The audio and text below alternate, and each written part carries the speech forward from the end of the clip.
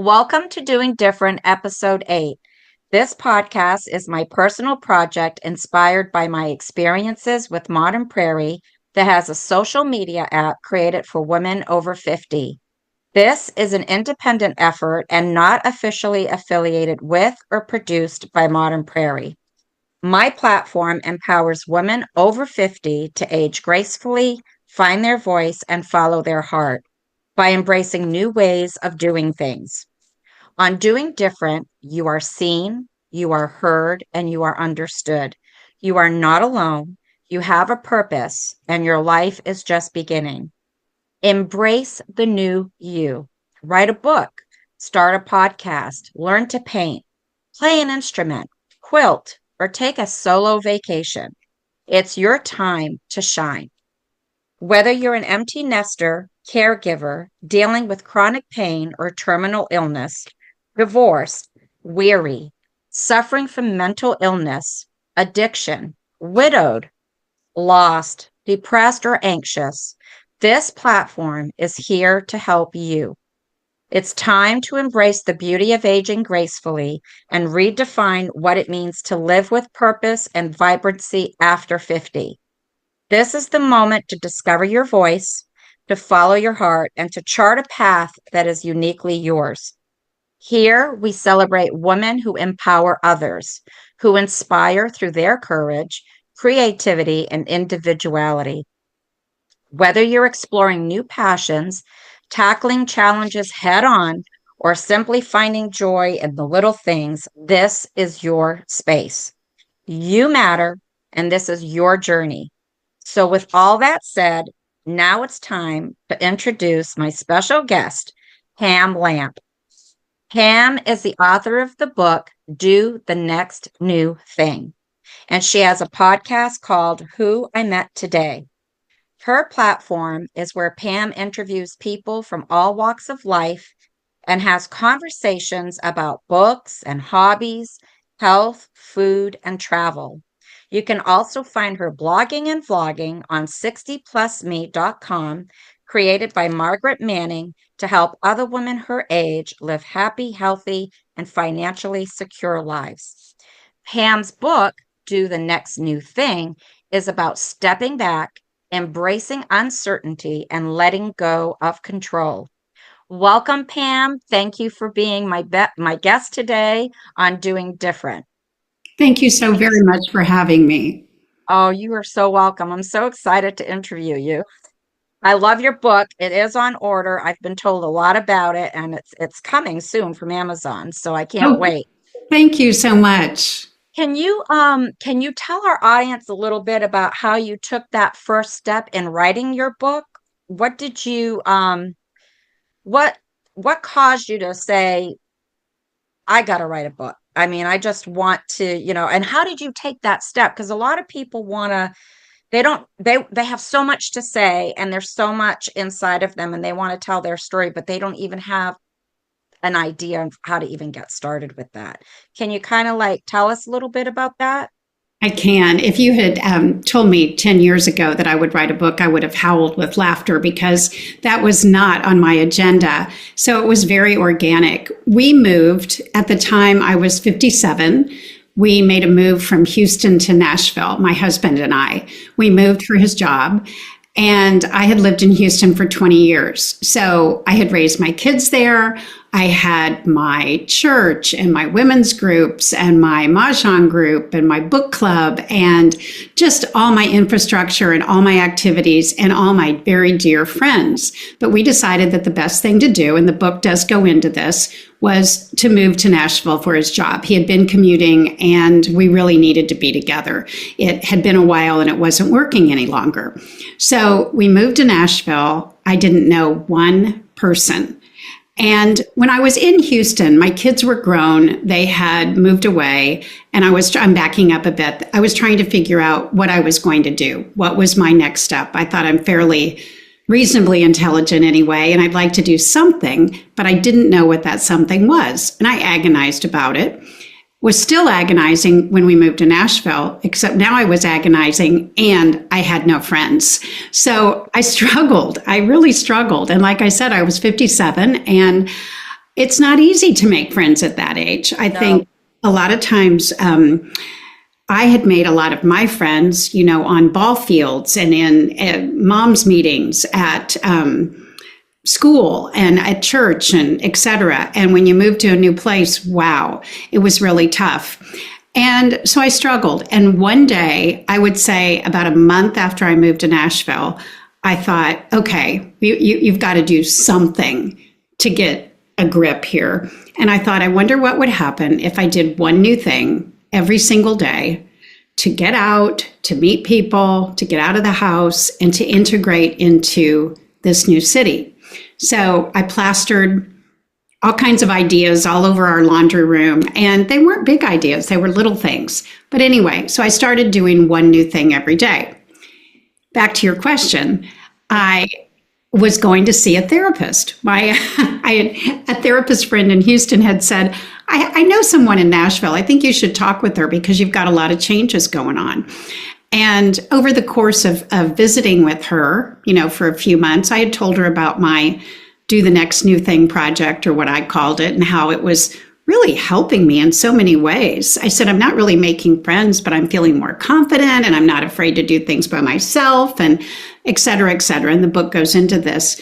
And she said, I think you should write a book. And I thought, I laughed. And she said, truly, what you're doing is what psychologists and therapists suggest for people with anxiety issues or depression, lots of different people. This is exactly what we suggest for them to help them. So it turned out, I started seeing her. I saw her for a couple of years, and we talked more about the book, and she helped me with research and technical information. And she's, of course, quoted in the book. And so that's how I came to write it. I never thought I would do it. Oh my goodness. So she kind of dug in deeper and found a publisher. And how long No, did it take no, it? No? no, she didn't do any of that. Oh, I would go to her and I would say, okay, this is what I did, and this is how I felt. And we talk a little bit about how I felt. And then she would say, research shows, et cetera, et cetera. And then she would maybe lead me towards some studies. And no, she had nothing to do with the publishing part. She was the person that was kind of the sounding board for the ideas that I had to put in the book. and then you did all the footwork on finding your Right, publisher and all of that. right. How long did it take? How long did it take for you to write, Well, from the time that you I, wrote it I to the time started that it was published? I started writing it. Again, I was 57, and I probably started it, closer to 58. And I worked on it a little bit every year, and I'd put it away. I'd think, who's going to read this? Blah blah blah, and just as we all do, the little voices were chirping at me and saying, "Who do you think you are that you can write this?" And I turned 65 last August, and I thought, Yeah. I am going to do this before I turn 65. That I'm going Right. to do this. So that was, I kind of worked backwards and found a great publisher. And, they helped, they had people on staff that helped with the book cover and the layout and the editing and the copy editing. And I did not know there was so much that went into it. It was quite a task. So all in all, I would say it was about 7 years, but Oh, I really wow. did finish it. It probably took me 5 years to write it. Like anything else, Right. doing it the first time is the hardest. Right, right. Oh my goodness, that's such good information because I'm beginning my memoir, and so I might look you up and ask you some advice sometime in the future. But it's probably going to take a long time. But just to let you know, you do not look 65. Oh, well, I bless mean, I'm really that kind of set me back a little bit. I you. was like, what? Because I'm going to be 60 this year. And so it's like, oh my goodness, I thought you were younger than me. So kudos No, to you for looking so young. My no, goodness. thank you. Thank you very So, much. well, you welcome. And what part of your book is your favorite part, and how do you think it's touched others' lives? What if there was one thing in the book that, well, let's talk about this. What's your favorite part? And then which part do you think has touched people's lives the most? Okay. I have gotten it's been such a fun journey. And I will get to your question in a second, but Mhm. you write it and you publish it, and you know that the publish date is going to be August 6th, and you think, what are people going to think of this when it comes out? I was so nervous, but I have received so many email messages and even letters in the mail from people and I've saved every single one of them, that talk about how it's helped them. And it's not, I know you haven't read it yet. It's not a preachy book. It's not a here's what you should do. It's a here's what I did. And Right. this is how it helped me. And maybe it could help you too. I think my favorite part was telling the stories. There are stories from the new things I did. There are stories of how of other things that happened in my life. I tried to make it inspiring and uplifting and positive, and I hope it comes across as that. But my favorite part is having people write to me and tell me that it was so relatable. A woman last week said she just nodded her head as she was Oh, reading it. And that made me feel so good, because when I put it out there, I thought, oh, I hope people don't think that I'm really, a case. And that hasn't been the feedback at all. I'm finding out that some of the things about myself that I thought were so different are really not. It's kind yeah, of human nature, which is exactly. which is what Dr. Brown, my psychologist, had told me. She said, "You're more like everyone else than you think you are." Right, exactly. And that's why my podcast is called Doing Different, because even though, and what I like to say too is we are more alike than we are different. But so we have similarities, and we're going through so many of the same things at our age, but um we're doing different as far as our each of our own individual lives are concerned. It's like we're empty nesters. Some of us are widows. Most of us are retired. So those are all the things that are similar. Our emotions and estrangements and medical illnesses, mental illnesses, depression, anxiety, all of it, even being caregivers. Now our kids are grown, and now our parents need our help. And so we're all similar in that fashion, but we're all doing different, because as the seasons of life come, it's something different. And then after that season, it's another thing different. And it's like I had to get used to doing different. I hate change. I do not like change. I did not like my kids leaving the house. I do not like having to be a caregiver right now for my mom. I love her dearly, but it's just scary. And so the whole thing for me is embrace doing different. And there are a lot, like you said, there are so many people out there that are in the same boat. We are not alone.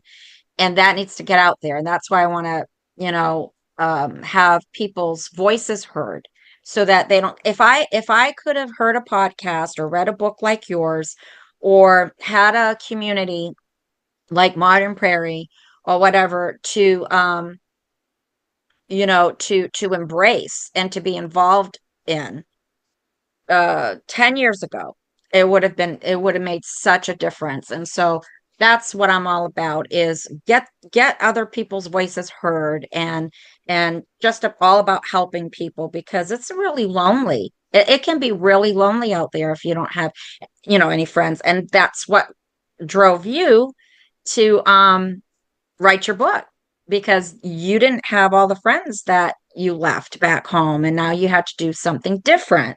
So I love that. I can't wait to read it. But I don't I think I asked you, or in the form that I had you fill out, I think you talked about wanting to write another book. Are you going to be writing one?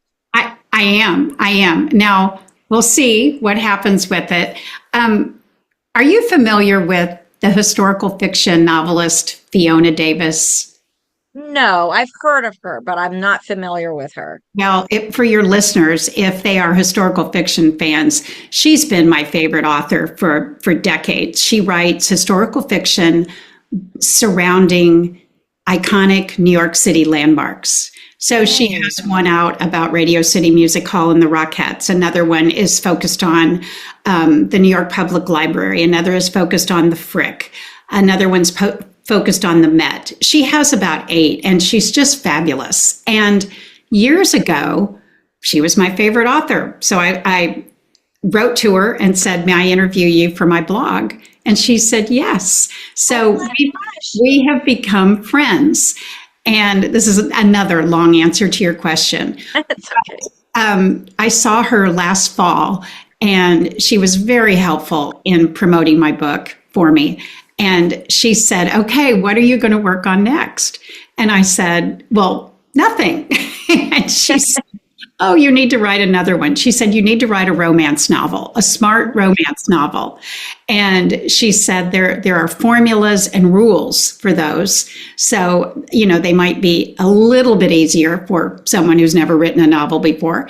And so she gave me the name of a book, and I ordered it, and I'm working on one. So, Oh my goodness. Do you mind sharing the name of the book? no, I don't have a name for it yet. No, no, not the one that's helping you, the one that she Oh, recommended. I think it's called How to Write a Romance Novel. But there are Oh, several with that title, and I can't remember the name of the author right now. But I okay. can get that to you. But I thought, Okay. it gives me something to work on. It keeps my brain occupied and busy, and it's fun. So who knows? We'll see what happens with that. Oh my goodness, that's so exciting because I also had somebody, I don't know what I did with the book. I wish wait, maybe I do have it here. Yes, I do. To help me write my memoir, Laura Bray from Modern Prairie, she leads our book club. And she told me to get the Memoir Project, a thoroughly non-standardized text for writing life, for writing and life. This is it right here. So I'm reading this, and I look how, it's not very big book, and I just have such a hard time reading. I'm always so busy, but I'm so excited to get through the rest of it because that's helping me to learn how to write a memoir. I thought about a novel, but I'm gonna start with that. So but anyway, that's exciting.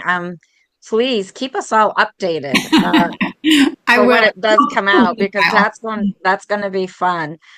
Do you feel that any parts of your story are unresolved or ready for the next evolution? Oh my, that's a good question. I think what I learned doing this project is that there's always something new you can do. There's always something new you can learn. And I think I'm more motivated to do that now than I might have been. And so I want to keep going with that. I'd love to learn to play bridge. I'm Oh, not sure I want to play bridge. I play mahjong, and I've heard bridge is more competitive, but I would like to at least know how to play it. we have a mahjong game and it's the really old one. Like, I mean, the box is falling apart. I don't know how old it is. I want to learn how to play that. It's So fun. It's I've very heard it fun. was lots of fun, yeah. But bridge, I think my grandparents, I never met them. They passed away before I was born, but my mom told me that they played bridge. And so that would be something cool for me to learn as well. Maybe I'll do that as well. It's good for our brains. And I live in Nashville, Tennessee, and we have a bridge learning center not Oh far from my wow. house. So I thought, well, Another thing yeah, another thing I've wanted to learn is chess. ah, but I don't think I have the patience. I really don't think I have the patience. So, but that is so interesting. Yeah, maybe you could write a book once you do learn about bridge. Maybe you could write a book like learning to play bridge, or something for help other people as well, because I would love to learn how to do that. So, well, that's very, very interesting. So did I ask you yet how you noticed any recurring patterns in your journey that you wanted to transform? No, I don't believe I asked that. Um, what are the recurring patterns in your journey, something that's happening a lot and that you want to deal with it? You need to deal with it. You want to transform it. Is there anything in particular that you can think of? Well, boy, I guess I guess I've always been a bit of a worrier. Um, I think a lot of us are, and so I work on that.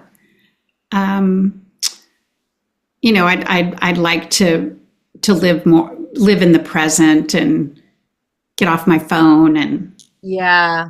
maybe not worry about the outcome. Maybe think about the good that could happen rather than what might go wrong.